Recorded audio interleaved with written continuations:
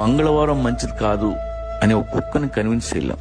శ్రావణ శుక్రవారం రోజు స్నానం చేస్తే స్వర్గానికి వెళ్తావు అని ఒక కోతికి నచ్చ చెప్పలేం. ప్రపంచంలో ఏ జంతువు ఫిక్షనల్ స్టోరీస్ నమ్మవు, నిజాన్ని నమ్ముతాయి.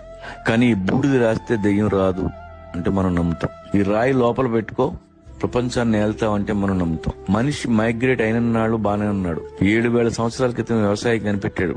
ఆ తర్వాత వేట మానేశాడు. ఇంటి చుట్టూ పంట, చేతిలో కంచం, పని తగ్గింది. అక్కడి నుంచి అన్ని దరిద్రాలు చుట్టుకున్నాయి. తర్వాత దేవుడు పుట్టాడు, మతం పుట్టింది, బిలీఫ్ సిస్టమ్స్ తయారయ్యాయి. వాటి మధ్య పెరిగాం. క్వశ్చన్ చేసే ధైర్యం లేదు. నలుగురితో నారాయణ, గుంపుతో గోవింద.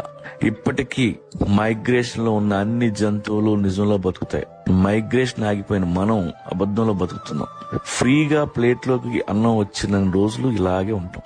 కానీ వేటగాడు ఎప్పుడు అలర్ట్ గా ఉంటాడు. మీ వేట ఆపొద్దు, మీ ఊళ్ళో ఉండొద్దు, కడుపు నిండిన వాడి పక్కలో అసలు కూర్చోవద్దు.